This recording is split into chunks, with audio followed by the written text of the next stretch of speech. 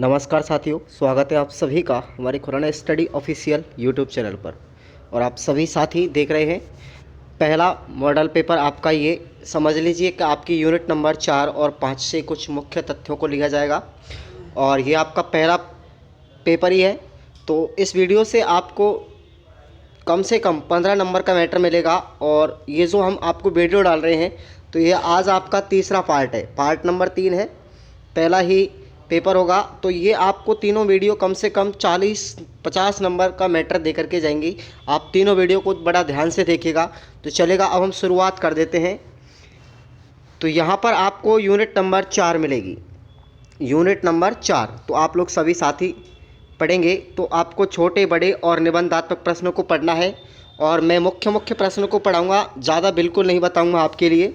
तो आपको पहले तो ये याद रखना है कि नवजात जो शिशु होता है साथियों, और नवजात शिशु के अंतर्गत कितनी हड्डियां पाई जाती हैं, तो आपको याद रखना है 270 हड्डियां पाई जाती है, ठीक है ना। उसके बाद बाल्यावस्था में आपसे अगर पूछा जाए तो 350 हड्डियां पाई जाती हैं। उसके बाद किशोर अवस्था में अगर पूछा जाए तो आपको याद रखना है 206 हड्डियां पाई जाती हैं। इस तरीके से आपको कंसेप्ट क्लियर होना चाहिए, ठीक है। उसके बाद आपको पता होना चाहिए कि शारीरिक विकास का अगर आपसे अर्थ पूछा जाए यहाँ पर, तो शारीरिक विकास का मतलब है बिल्कुल पूरे शरीर के अंगों का विकास, उसकी कार्य क्षमता का विकास, ग्रंथियों का विकास, यानी कुल मिलाकर के जो आपका विकास होता है, सांवेगिक, मानसिक, शारीरिक, सांस्कृतिक जो भी विकास हैं वो सभी आपके यहाँ पर शारीरिक विकास कहलाते हैं। तो यहाँ पर आपसे केवल शारीरिक विकास का अर्थ पूछा है। तो शरीर के प्रत्येक अंग के विकास के साथ साथ उसकी कार्य क्षमता, उसकी ग्रंथियाँ का विकास जो होता है वो आपका क्या कहलाता है, शारीरिक विकास कहलाता है, ठीक है। तो यहाँ पर उसके बाद अब आपसे पूछा गया है कि गामक विकास की प्रमुख विशेषता अगर आपसे पूछी जाए केवल गामक विकास की, तो गामक विकास एक निश्चित क्रम में होता है, ये बात सही है। और ये सामान्य से विशिष्ट क्रियाओं की ओर अग्रसर होता है और बड़ी से छोटी मांसपेशियों की ओर गति करता है। तो आपका राइट ऑप्शन उपरोक्त सभी हो जाएगा। चलिएगा अगला प्रश्न हम पढ़ते हैं यहाँ पर। तो देखिए यहाँ पर इस यूनिट के अंतर्गत बात करें हम तो यहाँ पर आपको शारीरिक विकास से संबंधित बातें पूछी जाएंगी और मानसिक विकास से संबंधित। ये जो यूनिट है आपकी रीट के लिए बहुत ज़्यादा महत्वपूर्ण है। तो आपको यूनिट नंबर 4, 5 यानी पूरा, और यूनिट नंबर 3 और 2 यहाँ पर जो है साइकोलॉजी से रिलेटेड है, ठीक है। तो आपको शारीरिक विकास को प्रभावित करने वाला कारक नहीं है, तो आपको याद होना चाहिए वंशानुक्रम और वातावरण और आहार जो आपके हैं, ये तीनों ही विकास, शारीरिक विकास को प्रभावित करने वाले कारक हैं, लेकिन वस्त्र यहाँ पर कारक नहीं है, ठीक है ना। उसके बाद वृद्धि हमेशा कैसी होती है, ऊपर की ओर होती है। याद रखना, वृद्धि कैसी होती है, हमेशा ऊपर की ओर होती है। और विकास क्या होता है, लयात्मक होता है, ठीक है ना। उसके बाद विकास कैसी प्रक्रिया है, आपने विकास के सिद्धांतों में पढ़ा होगा।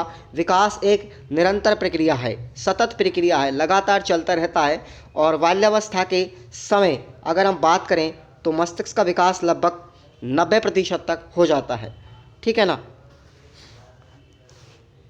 चलिएगा उसके बाद अगला प्रश्न यह है कि एक वर्ष की आयु तक बच्चे की लंबाई कितनी होती है, तो आपको याद रखना है लगभग 27 इंच की होती है, ठीक है ना। उसके बाद अगला प्रश्न आपका आता है, देखिएगा, बाल्यावस्था की, शैशवावस्था की और किशोर अवस्था की आपसे विशेषताओं को किसी एक को भी पूछा जा सकता है। तो आपको इनकी सभी विशेषताओं को याद रखना है।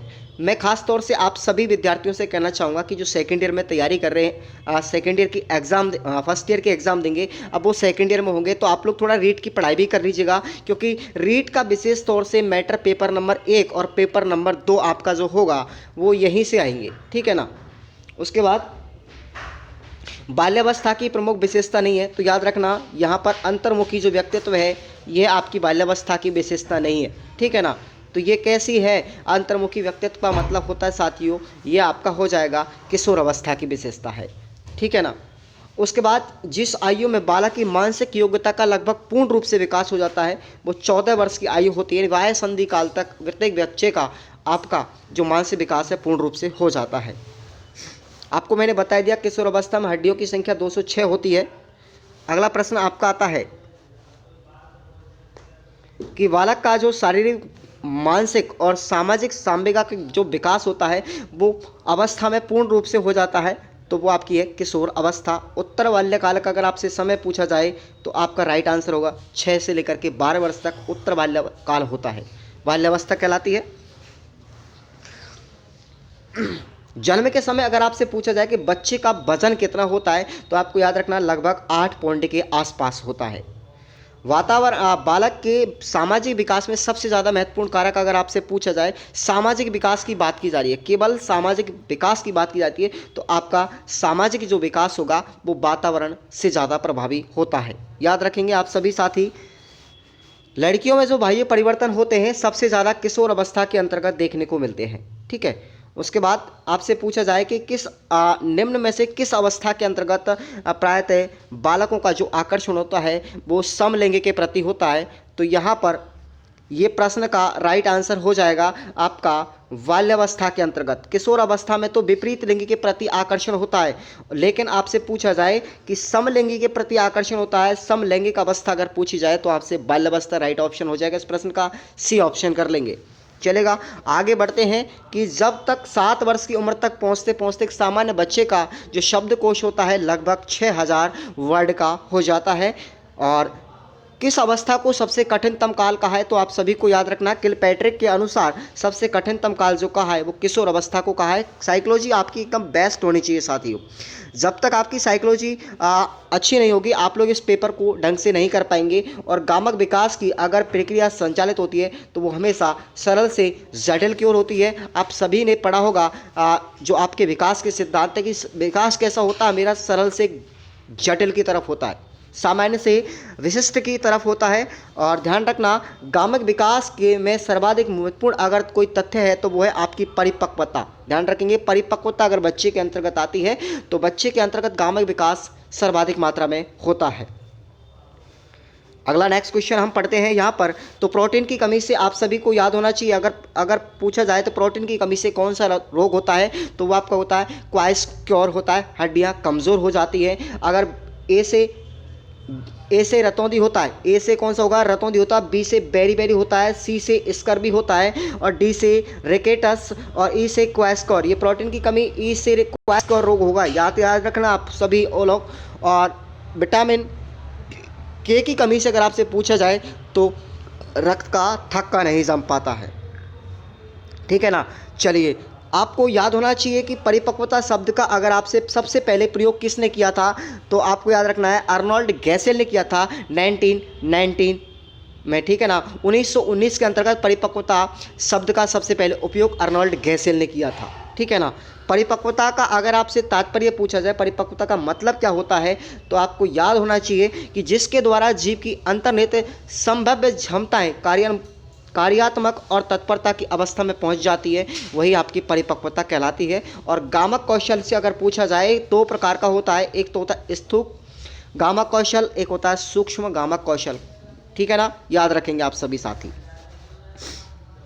आगे बढ़ते हैं अगले प्रश्न की तरफ। यहाँ पर तो आपको पूछा जाएगा वृद्धि और विकास के कौन कौन से पहलू होते हैं तो आप सभी को याद होना चाहिए वृद्धि और विकास के कई सारे पहलू होते हैं, जैसे शारीरिक विकास होता है, मानसिक विकास होता है, बौद्धिक विकास होता है, सामूहिक विकास होता है, सामाजिक विकास होता है, नैतिक और चारित्रिक विकास होता है, गतिक या गामिक विकास जो होता है, भाषा का विकास होता है। ये कई प्रकार के विकास बच्चे के अंतर्गत देखने को आपको मिलेंगे। ये आपके क्या है वृद्धि और विकास के पहलू है। इस प्रकार के हम विकास के माध्यम पढ़ते हैं।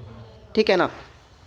आपसे पूछा जाए कि अभिवृद्धि विकास के 2 सिद्धांतों का नाम बताइए तो आपको बता देना चाहिए कि विकास जो होता है कि विकास की जो प्रक्रिया होती है हमेशा एक समान होती है और साधारण से विशिष्ट की तरफ होता है और ये निरंतर प्रक्रिया में होता है अभिवृद्धि। ठीक है ना, याद रखेंगे आप सभी। चलिएगा, आगे बढ़ते हैं हम यहाँ से और मुख्य प्रश्नों को पढ़ेंगे केवल, और ज़्यादा नहीं पढ़ेंगे। ठीक है ना। संतुलित भोजन के बारे में आप सभी लोग जानते हैं। और उसके बाद पोषक तत्वों के कौन कौन से वर्ग होते हैं तो 5 वर्गों को यहाँ पर हमने पढ़ा है।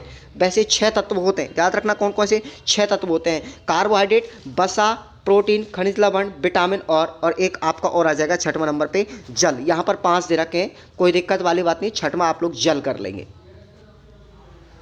देखिए मुख्य प्रश्न आपको ये होना चाहिए यार, ये भी रीट में भी आया हुआ है, डाउन सिंड्रोम से क्या तात्पर्य है। डाउन सिंड्रोम जो होता है साथियों एक जन्मजात आनुवांशिक अनियमितता के कारण होने वाला एक रोग है जिसमें 46 गुणसूत्रों के स्थान पर 47 गुणसूत्र आते हैं और एक गुणसूत्र की वृद्धि हो जाती है। तो उसमें क्या होता है, मस्तिष्क अल्प विकसित होता है जिसमें तंत्रिका तंत्र का विकास दोषपूर्ण हो जाता है। तो इसके कारण गर्दन की लंबाई बढ़ जाती है, मोटी हो जाती है, जिह्वा मोटी हो जाती है, मुंह खुला और दोनों आंखों के मध्य अधिक स्थान आ जाता है और बच्चे मंद बुद्धि के होते हैं। तो ये आपका डाउन सिंड्रोम होता है। वेरी मोस्ट क्वेश्चन है, आप लोग सभी याद रख लेंगे इसको, ठीक है ना। उसके बाद अगला प्रश्न आपको याद होना चाहिए कि जो हशिया कारकोशिका रक्तहीनता रोग क्या होता है, जिसको हम स्किल सेल्स एनीमिया के नाम से जानते हैं। अगर आपसे पूछा जाए तो याद रखना कि जब रुधिर के अंतर्गत ऑक्सीजन की कमी हो जाती है तो जो हमारी आरबीसी कणिका होती है वो सिकुड़ करके एक दराती नुमा या हसिया नुमा आकृति में आ जाती है, जिसके कारण व्यक्ति की मृत्यु हो जाती है। और इसकी अलग अलग विभिन्न सिंड्रोम के कारण अलग अलग यहाँ पे विकलांगता भी प्रकट हो जाती है। वही आपका स्किल सेल्स एनीमिया रोग होता है, याद रखेंगे आप सभी साथी। नेक्स्ट क्वेश्चन की अगर हम बात करें तो जीवाणुओं से कौन कौन से रोग होते हैं, तो एक तो होता है तपेदिक जिसको हम टीबी बोलते हैं, क्षय रोग, हैजा, मियादी बुखार, टाइफाइड, काली खांसी, डिप्थीरिया और टिटनेस, ये सभी आपको रोग याद रखने हैं। वेरी मोस्ट क्वेश्चन आप सभी साथी याद रखेंगे कि शारीरिक विकास के परिप्रेक्ष्य में वृद्धि को परिभाषित कीजिएगा। वृद्धि की परिभाषा आप सभी को लिखनी है कि शारीरिक ढांचे में परिवर्तन से होता है वृद्धि का मतलब होता है शारीरिक ढांचे में परिवर्तन होना। शरीर के किसी भी एक भाग में अगर जो परिवर्तन होता है वही आपका क्या कहलाता है, वृद्धि कहलाता है। प्रत्येक भाग के अंतर्गत जो भी आपकी वृद्धि होती है वही आपकी वृद्धि कहलाती है। बालक के शरीर की जो लंबाई बढ़ना, चौड़ाई बढ़ना, उसका वजन बढ़ना आदि इसके परिणाम है। इस फ्रैंक साहब ने क्या लिखा है, एल के फ्रैंक ने लिखा है कि शरीर के किसी भी पहलू में जो परिवर्तन होते हैं उसको हम क्या कहते हैं, वृद्धि कहते हैं। तो ये परिभाषा आप सभी को याद होनी चाहिए, ठीक है ना।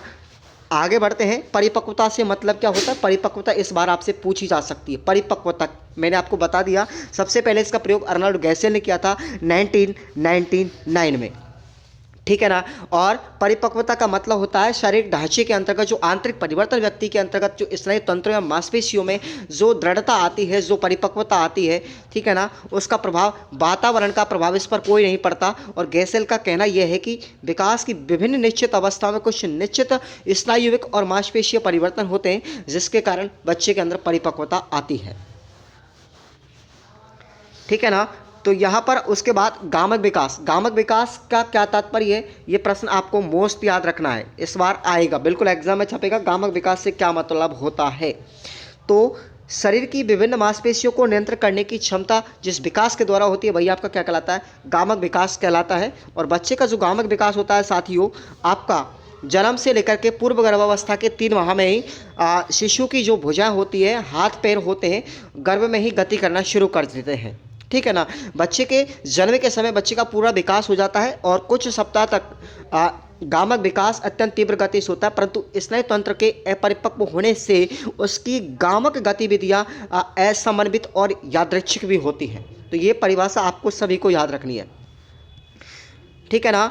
गामक विकास की विशेषताओं को आपको याद नहीं रखना है, ये प्रश्न अच्छा नहीं है खास तौर से। उसके बाद हम बात करते हैं यहाँ पर नेक्स्ट प्रश्न की, तो थोड़ा देखिएगा, आपको चलेगा, केवल मुख्य प्रश्नों को आपको पढ़ना है। तो यहाँ पर आपसे पूछा जाएगा पूर्व, देखो यहाँ पर जो विशेषताएं हैं आपकी किसकी अवस्थाओं की, जैसे शैशवावस्था, उत्तर बाल्यावस्था, पश्चिम बाल्यावस्था, किशोर अवस्था, उत्तर किशोर अवस्था और पूर्व किशोर अवस्था, इस सभी से आपसे प्रश्न पूछे जा सकते हैं। तो आप लोग रीट की अगर तैयारी कर रहे हैं तो बेटर तरीके से आप सभी इनको पढ़ेंगे। और सबसे अब तक का सबसे मोस्ट प्रश्न आप सभी को याद रखना है, वृद्धि और विकास को एक एक उदाहरण से समझाना है।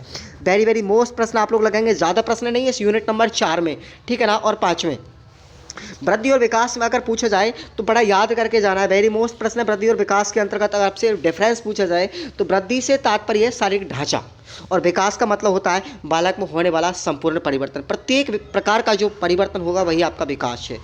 तो जो वृद्धि होती है प्रौढ़ अवस्था में परिपक्वता ग्रहण करने पर रुक जाती है। वृद्धि जो होती है एक समय के बाद में रुक जाती है, लेकिन जो विकास होता है साथियों वो हमेशा लगातार चलता रहता है, परिवर्तन होता रहता है। वृद्धि जो होती है परिमाणात्मक परिवर्तनों को वृद्धि कहते हैं। बच्चे के अंतर्गत नाप सकते हैं, तोल सकते हैं वृद्धि को, लेकिन जो विकास होता है ना उसको हम तोल सकते हैं, ठीक है ना। ये गुणात्मक परिवर्तन होता है। ठीक है ना। वृद्धि के अंतर्गत बच्चे के हाथ पैर जैसे अंगों का विकास होता है, उसका वजन बढ़ता है, आकार में अनुपात में परिवर्तन होता है। लेकिन विकास के अंतर्गत बच्चे का हाथ पैरों की जो कार्य कुशलता है और कार्य क्षमता होती है वह बढ़ती है। वृद्धि को मापा जा सकता है लेकिन विकास को केवल महसूस किया जा सकता है, मापा नहीं जा सकता। वृद्धि सदैव नहीं होती, एक समय के बाद में रुक जाती है, लेकिन विकास का क्रम हमेशा निरंतर चलता रहता है, प्रत्येक अवस्था के अंतर्गत होता रहता है। विकास एक सतत प्रक्रिया है और वृद्धि आजीवन नहीं चलती है, परिपक्वता आने के पश्चात में वृद्धि रुक जाती है। तो ये कुछ तत्व आपको याद रखने हैं वृद्धि और विकास से संबंधित। और अगर उदाहरणों की भी यहाँ पर बात करते हैं तो देखिएगा, वृद्धि विकास का एक चरण होती है। आपसे पूछा जाएगा ऑप्शन में, वृद्धि विकास का चरण होती है, ठीक है। और विकास तो एक संपूर्ण वृद्धि में निहित होता है, ध्यान रखेंगे इस पॉइंट को आप लोग, ठीक है ना। और परिवर्तनों को देखा मापा जा सकता है, लेकिन परिवर्तन जो इसमें होते विकास में केवल उनको अभी अनुभव किया जा सकता, फील किया जा सकता है, देखा नहीं जा सकता। केवल शारीरिक परिवर्तनों को प्रकट किया जा सकता वृद्धि के अंतर्गत, लेकिन यहाँ पर अगर हम बात करें विकास में तो संपूर्ण पक्ष शारीरिक, मानसिक, संवेगात्मक सभी प्रकार के परिवर्तन आपको देखने को मिलते हैं।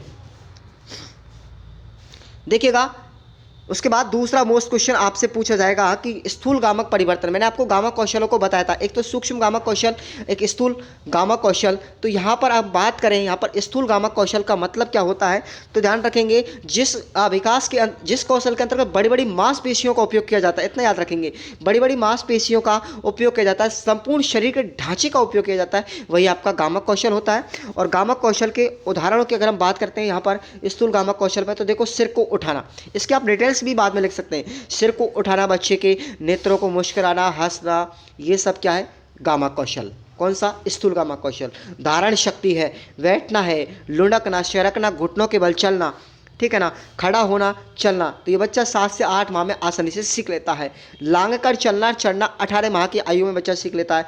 पकड़ना, 3 वर्ष के बच्चे को गेंद वगैरह फेंकने जैसी चीज़ों को सीखना आ जाता है। उसके बाद दौड़ता है, कूदता है, उछलता है, फुदकता है, ये सब क्या है हमारे, जिसमें बड़े बड़े कौशलों का उपयोग किया जाता है, मांसपेशियों का उपयोग किया जाता है, भाई आपका स्थूल गामक कौशल है। सूक्ष्म गामक कौशल की अगर हम बात करते हैं यहाँ पर, तो देखिएगा जैसे फेंकना, जिसमें छोटी मांसपेशियों का उपयोग होता है, जैसे फेंकना है, पकड़ना है, खाना पीना है, पेंसिल से लिखना है, ठीक है ना। उसके बाद यही आपको याद रखना है। ओके, चलिए आगे बढ़ते हैं हम। अगला मोस्ट क्वेश्चंस आपका आता, चलो इसमें यूनिट में खत्म हो जाता है। अगला यूनिट आप लोग पढ़ेंगे संवेग से क्या तात्पर्य है। तो संवेग, ध्यान रखेंगे, इस संवेग की अवधारणा जो थी, मूल प्रवृत्तियों की अवधारणा जो थी, तो ध्यान रखेंगे विलियम मैकडूगल ने दी थी, ठीक है। 14 मूल प्रवृत्ति और 14 संवेगों के बारे में विलियम मैकडूगल ने बताया था, ठीक है। उसके बाद ये 14 ही संवेग और 14 मूल प्रवृत्ति आप सभी को याद रखना है, कोई सा भी प्रश्न इसमें से पूछ सकता है, ठीक है ना।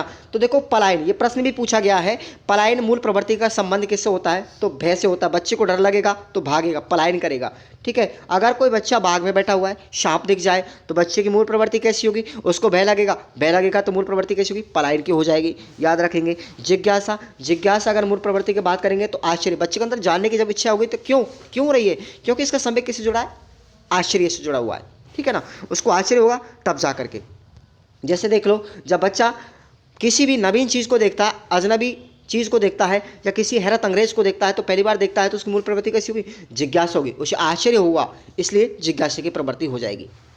आक्रामकता की किस संवेग से जुड़ी हुई है, तो यहाँ पर रोल सबसे बड़ा है विलियम मैकडूगल का, ध्यान रखेंगे। आक्रामकता किसका संवेग है, क्रोध से जुड़ा हुआ है।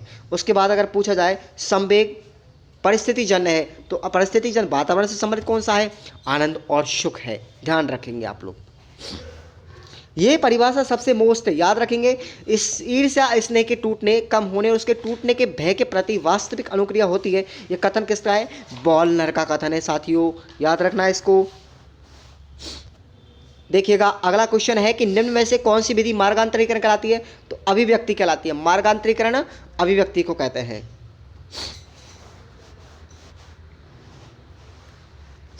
नेक्स्ट क्वेश्चन है आपका, मैंने आपको बता दिया विलियम मैकडूगल के अनुसार आश्चर्य जिज्ञासा का हो गया, ठीक है ना। उसके बाद अगला प्रश्न आपको देखना है कि हाँ, ये प्रश्न देखिएगा, संवेगात्मक रूपांतरण को समझाने में किस वैज्ञानिक ने सबसे महत्वपूर्ण योगदान दिया था? तो याद रखना है, संवेगात्मक जो रूपांतरण को समझाने के लिए जॉन बॉल्बी ने सबसे बड़ा योगदान दिया था। ठीक है, चलिए आगे बढ़ते हैं। लगाव का सिद्धांत भी इसी ने दिया था। ठीक है, जॉन बॉल्बी का ही है। नेक्स्ट क्वेश्चन, व्यक्तित्व शब्द कहाँ से लिया गया है? तो व्यक्तित्व साथियों एक लैटिन शब्द है जिसका अर्थ होता है पर्सोना। व्यक्तित्व पर्सनैलिटी से बना है, पर्सोना शब्द है जो एक लैटिन भाषा का शब्द है जिसका अर्थ होता है रियल रूप में अगर हम बात करें मुखौटा या बाहरी चेहरा होता है। व्यक्तित्व की अगर हम बात करें, व्यक्तित्व का सबसे बड़ा योगदान आलपोर्ट का था। किसका था? आलपोर्ट का था। वर्तमान में हम आलपोर्ट के व्यक्तित्व को पढ़ते हैं, केंद्रीय, कार्डिनल और गौण। यहाँ पर 3 प्रकार के व्यक्तित्व के बारे में बताया था आलपोर्ट ने। ठीक है ना, याद रखेंगे आप सभी साथी। ठीक है, वैसे तो हम यहाँ पर शेल्डन क्रैशमर के बारे में भी पढ़ते हैं, हिप्पोक्रेटस के बारे में भी पढ़ते हैं। चलेगा। नेक्स्ट क्वेश्चन है कि वातावरण के साथ सामंजस्य और स्थायी समायोजन ही व्यक्तित्व है। इस परिभाषा को देने वाले बंदे कौन थे? बोरिंग थे। कौन थे? बोरिंग थे। और व्यक्तित्व को समझाने के लिए व्यक्तित्व के 3 शील गुणों का व्यक्तित्व किसने किया था? तो ध्यान रखना, आलपोर्ट ने शील गुण कितने बताए थे? 3। मैंने अभी आपको बताया था कि कार्डिनल, केंद्रीय और गौण 3 प्रकार के शील गुण तो आलपोर्ट ने बताए थे। और कैटल ने कितने बताए थे? 16। कैटल ने 16 पीएफ प्रणाली को दिया था साथियों, याद रखना, जिसमें से 15 कारक तो व्यक्तित्व के हैं और एक व्यक्तित्व सबसे मोस्ट उसने बताया था, वो था बुद्धि। कौन सा था? बुद्धि। याद रखेंगे, जिस तरीके से रीट की तैयारी आप लोग कर रहे हैं, रीट की तैयारी करने के माध्यम से मैं उस तरीके से आपको बता रहा हूँ। ठीक है ना। और व्यक्तित्व को सबसे ज़्यादा प्रभावित करने वाले कारक अगर आपसे पूछा जाए तो आपको हेरिडिटी एंड एनवायरनमेंट है। वंशानुक्रम और वातावरण दोनों महत्वपूर्ण तत्व हैं जो व्यक्तित्व को प्रभावित करते हैं।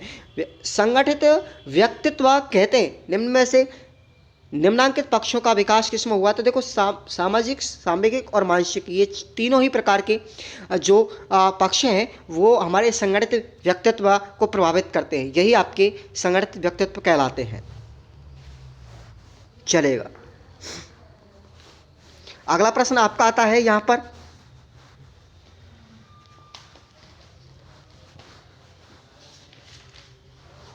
नेक्स्ट क्वेश्चन है आपका यहां पर। यह प्रश्न बहुत ज़्यादा महत्वपूर्ण है। एरिक एरिक्सन ने मनोसामाजिक सिद्धांत दिया था। कौन सा दिया था साथियों? एरिक एरिक्सन ने मनोसामाजिक सिद्धांत दिया था। पहली चीज़ तो याद रखना, मैं एक्स्ट्रा बता रहा हूं आप सभी के लिए। मनोसामाजिक सिद्धांत दिया था जिसके अंतर्गत 8 अवस्थाओं का वर्णन किया है एरिक एरिक्सन ने। ये जीवन पर्यंत चलने वाला एकमात्र सिद्धांत है अधिगम के अंतर्गत। ठीक है, तो अवस्थाओं के अंतर्गत तो यहाँ पर आपको याद रखना है एरिक एरिक्सन की 5वीं अवस्था भूमिका बनाम संशय। भूमिका बनाम संशय जो 13 से लेकर के 8 वर्ष की होती है, यानी कि किशोर अवस्था के अंतर्गत आती है। ये मैं आपको सारी चीज़ें क्लियर कर रहा हूँ। किशोर अवस्था के अंतर्गत आती है भूमिका बनाम संशय। ठीक है, एरिक एरिक्सन की 5वीं अवस्था है। नेक्स्ट क्वेश्चन है आपका, व्यक्तित्व की परिभाषा को पढ़ना नहीं है और व्यक्तित्व को प्रभावित करने वाले कारक मैंने आपको बता दिए हैं। उसके बाद आते हैं आपके आलपोर्ट महोदय के अनुसार व्यक्तित्व के शील गुणों से संबंधित कितने शब्द थे? तो आपको याद रखना है 4500 थे। कितने थे? 4500 थे। और उसके बाद में वुडवर्थ ने शील गुणों को कितने पक्ष बताए? तो 2 पक्ष बताए, सकारात्मक और नकारात्मक। अगर आपसे पूछा जाए व्यक्तित्व के कितने पक्ष होते हैं तो याद रखेंगे आप लोग 4 पक्ष होते हैं, शारीरिक, मानसिक, सांवेगात्मक और सामाजिक। ये 4 पक्ष होते हैं व्यक्तित्व के। अगला प्रश्न आपका आता है, अंतर्मुखी बालक की 2 विशेषता अगर आपसे पूछा जाए, पहली चीज़ तो कम बोलना और स्वयं में खोए रहना, एकांत प्रिय होना, शंकालु होना और लज्जाशील और कम सामाजिकी होना। ठीक है ना। अगला प्रश्न है, बालक के चारित्रिक विकास के स्तर कौन कौन से हैं? तो ध्यान रखना, मूल प्रवर्तनात्मक, पुरस्कार एवं दंड, सामाजिकता और आदर्श, ये आपको याद रखने हैं। और बालक के चारित्र विकास के कौन कौन से तत्व होते हैं? तो यही एक बिल्कुल सेम वही है, एक ही बात है। ठीक है ना। चलिए, व्यवहारवादी सिद्धांत के 2 प्रतिपादक आपसे अगर पूछा जाए तो याद रखना, जीन पियाजे और कॉलबर्ग, और दोनों ही नैतिक विकास का सिद्धांत दिया था, याद रखना है। अगला प्रश्न है,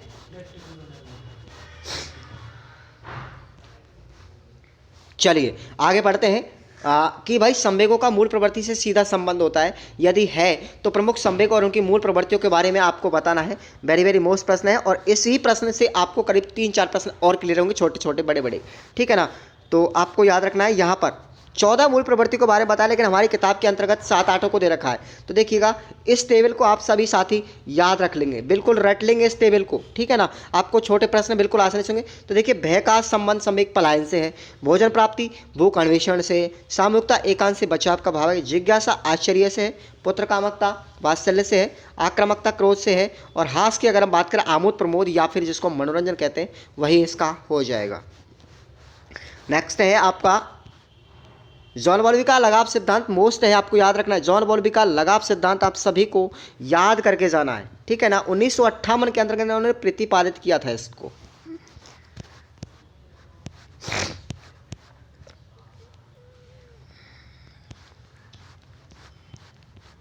नेक्स्ट पढ़ते हैं हम व्यक्तित्व के बारे में। आपने हम थोड़ा सा पहले पढ़ लिया है। तो व्यक्तित्व का अगर आपसे फुल टोटली प्रश्न पूछे जाए तो ये प्रश्न आपके लिए बहुत ज़्यादा क्लियर होना चाहिए। व्यक्तित्व से क्या तात्पर्य है, और इसका आत्म संप्रत्यय प्रश्न पूछा जाएगा आपसे। व्यक्तित्व के संबंध में आत्म प्रत्यय का अर्थ क्या होता है, आत्म संप्रत्यय की अगर हम बात करते हैं सबसे पहले, तो इसको आपको याद रखना है। ये प्रश्न काफ़ी ज़्यादा अच्छा है, ठीक है ना। चलिए आगे बढ़ते हैं। तो देखिएगा, शिक्षकों के लिए बच्चों को नैतिक विकास की प्रक्रिया को समझने में क्यों आवश्यक योगदान है। तो ये प्रश्न आपको 2016 में देखने को मिला था, और इस बार भी आपको एग्जाम में देखने को जरूर मिलेगा, याद रखेंगे इसको भी आप लोग। और आत्म संप्रत्यय को प्रभावित करने वाले कारक कौन कौन से, अगर आपसे कारक पूछे जाए तो देखिए, परिपक्वता, बौद्धिक योग्यताएं, सीखने के अवसर, बालक के परिवार का आर्थिक सामाजिक स्तर, अनुभव और विशेष रूप से मूर्त अनुभव याद रखना है। लिंग, आयु बढ़ने के साथ साथ ये कारक आत्म संप्रत्यय को महत्वपूर्ण देता है। सूचना प्रतिपूर्ति और सामाजिक मनोवैज्ञानिक एनवायरनमेंट, ठीक है ना, चलेगा। व्यक्तित्व के बारे में हमने पढ़ा था। उसके बाद फ्रॉइड। तो देखिए, फ्रॉइड का मनोसामाजिक सिद्धांत की अगर हम बात करते हैं या आंतरिकरण की जिसे संज्ञा दी गई है, प्रश्न तो ये से बनेगा, फ्रॉइड के आंतरिकरण की संज्ञा किसे दी है, तो मनोविश्लेषणात्मक सिद्धांत को, मनोविश्लेषणात्मक सिद्धांत को याद रखना है। और इसकी 5 अवस्था बताई थी साथियों। साइकोलॉजी में आप लोग जब पढ़ेंगे तो 5 अवस्था बताई थी। सबसे पहली अवस्था अगर आपको मैं बता देना चाहता हूँ यहाँ पर, तो पहली अवस्था होती है मुखी अवस्था। कौन सी होती है, मुखी अवस्था। उसके बाद दूसरी होती है गोदी अवस्था, गोदी अवस्था। तीसरी होती है लैंगिक अवस्था, लैंगिक अवस्था। चौथी होती है आपकी प्रक्षुब्ध अवस्था, प्रक्षुब्ध अवस्था। और आपसे अगर 5वीं पूछी जाए तो यहाँ पर हो जाएगी इंद्रिय जनित अवस्था, यानी कि बच्चे जो होते हैं लैंगिक जनक अवस्था, ठीक है ना। तो यहाँ पर बच्चे जो होते हैं किशोर अवस्था में पहुँचने पर अपने आप में बच्चों को पैदा करना सीख जाते हैं, ठीक है ना, ये आपको याद रखना है। और सबसे ज़्यादा मोस्ट आपको लग रहा है जननात्मकता से क्या तात्पर्य, ठीक है ना। तो ये आपको याद रखना है कि मध्य वयस्क अवस्था के अंतर्गत जब आदमी की उम्र लगभग 40 से 50 साल होती है तो व्यक्ति में जननात्मकता का भाव उत्पन्न होता है। अगली पीढ़ी में कुछ धनात्मक चीज़ों को अंतरित करने से होता है इसका मतलब। तो दूसरे शब्दों में अगर हम कहे जाए तो व्यक्ति के द्वारा अगली पीढ़ी के लोगों का कल्याण और उसके समाज के लिए जिनमें वो लोग लगे रहते हैं, उन्नत बनाने की उनको चिंता करते हैं। थोड़े अधिक विस्तृत अर्थ में जननात्मकता में उत्पादकता, प्रोडक्टिविटी, और यहाँ पर हम बात करें क्रिएटिविटी जिसको हम सृजनात्मकता कहते हैं, ये सभी तत्व उसमें शामिल होते हैं, ठीक है ना। यानी कि अब जब व्यक्ति इस उम्र में पहुंच जाता है 40 से 50 की उम्र में, तो अपने परिवार के बारे में सोचने लगता है कि इस परिवार को किस तरीके से आगे बढ़ाया जाए, इसको सुख सुविधा कैसे दी जाए, भौतिक सुख सुविधाएं। उसके माध्यम से अगर हम बात करते हैं यहाँ पर नेक्स्ट क्वेश्चन की, अगर हम बात करते हैं तो यहाँ पर कोहलबर्ग का नैतिक विकास सिद्धांत। तो यहाँ पर अगर हम बात करते हैं कोहलबर्ग के नैतिक विकास सिद्धांत की, तो नैतिक व्यवहार के बारे में उन्होंने बताया था। और इस प्रश्न को आपको रट के ले जाना है। किसको, इस प्रश्न को। आलोचना के बिंदु आपको याद रखने हैं। वैसे कोहलबर्ग की अगर हम बात करते हैं तो कोहलबर्ग ने यहाँ पर 3 अवस्थाओं को बताया था। कोहलबर्ग ने परंपरागत, पूर्व परंपरागत और पश्चिम परंपरागत, जिसमें 3 स्तरों में 6 अवस्थाओं का वर्णन किया था। मैं यहाँ पर जिक्र नहीं कर सकता क्योंकि आपके कोर्स में नहीं है, ठीक है ना। कैरोल गिलिगन की देखिए बात करें यहाँ पर, तो ये बेटी किसकी थी, पहले तो याद है लॉरेंस कोहलबर्ग की बेटी थी कैरोल गिलिगन। इन्होंने इसका विरोध किया था साथियों, ठीक है ना। इस नैतिक विकास का उन्होंने विरोध किया था। संवेग किसे कहते हैं, और अब तक का सबसे मोस्ट क्वेश्चन ये याद रखना इस यूनिट से। और ये शब्द बना है इमोशन से, जिसका अर्थ होता है इमोबियर, लैटिन भाषा से बना है, जिसका अर्थ होता है उत्तेजित होना। ब्रजेश साहब की अगर हम बात करें, ब्रजेश ने देखिए मैं आपको एक्स्ट्रा फैक्ट बता रहा हूँ। ब्रजीज ने बताया था कि जन्म के समय बच्चे में कोई संवेग नहीं होता, केवल उत्तेजना पाई जाती है। और जब बच्चा 2 वर्ष का हो जाता है, 2 वर्ष तक आते आते बच्चे में सभी संवेगों का पूर्ण रूप से डेवलपमेंट होने लगता है। और वाटसन की अगर हम बात करते हैं, वाटसन ने 3 मूल संवेगों को बताया था। कौन कौन से संवेग आपको याद रखना है? पहली चीज़ भय, प्रेम, और तीसरा आपका हो जाएगा क्रोध। भय, प्रेम और क्रोध, ये 3 मूल संवेग बताए थे वाटसन ने। ठीक है, ओके, तो आपको ये याद रखना है। और इस संवेगों से संबंधित परिभाषाएं आपको पूछी जा सकती हैं कि क्रो एंड क्रो गतिशील आंतरिक समायोजन है जो व्यक्ति के संतोष, सुरक्षा और कल्याण के लिए कार्यरत है। और किम्बल यंग, जिसका पूरा नाम है, तो उन्होंने संवेग को बताया था प्राणी की उत्तेजित मनोवैज्ञानिक शारीरिक दशा है जिसमें शारीरिक क्रियाएं, शक्तिशाली भावनाएं और किसी निश्चित उद्देश्य को प्राप्त करने के लिए स्पष्ट रूप से बढ़ जाती है। और यहाँ पर संवेगों की विशेषताओं की बात करें तो देखिए संवेग व्यापक होते प्रत्येक प्राणी में पाए जाते हैं। ओके, संवेग पूर्णतः व्यक्तिगत होते हैं और प्रत्येक व्यक्ति में प्रत्येक प्रकार के जो संवेग होती है क्षमता अलग अलग पाई जाती है। एक दूसरे के संवेग अलग अलग होते हैं आपस में। जैसे रोना को देख करके दया आ जाना एक प्रकार का उदाहरण ही है। संवेगों का स्थानांतरण होता है हमेशा। संवेगों का संबंध होता है एक दूसरे से। संवेग जो होते हैं दुख या सुख का भाव भी नहीं होता है। संवेगों में विचार प्रक्रिया का लोप हो जाता है। ठीक है ना। संवेगों का मूल संबंध मूल प्रवृत्तियों से होता है। विलियम मैकडूगल ने जैसा आपको बताया है, आपको मैंने बताया 14 प्रकार के संवेग और उनकी 14 ही मूल प्रवृत्तियों का 14 संवेग पाए जाते हैं। ठीक है ना, तो ये प्रश्न आपको याद रख लेना है। ओके, आगे बात करते हैं। अब ये 4 प्रकार के संवेग, मैंने संवेगों को आपको पूरा बता ही दिया तो इस प्रश्न को पढ़ने की जरूरत नहीं है। नेक्स्ट हम बात करते हैं संवेगों को प्रभावित करने वाले। ठीक है ना, ये संवेगों को प्रभावित कारक कौन कौन से करते हैं तो देखिएगा, सबसे पहले करते हैं हम आयु और परिपक्वता। इसका विस्तार आप लोग सभी पढ़ेंगे। जैसे जैसे बच्चे की उम्र बढ़ेगी, ठीक है, बच्चे के अंतर्गत मानसिक विकास ज़्यादा होगा तो बच्चे के अंतर्गत क्रोध, नाराजगी, ईर्ष्या जैसे भाव उत्पन्न होंगे। कभी ज़्यादा सोचेगा, कभी कम सोचेगा।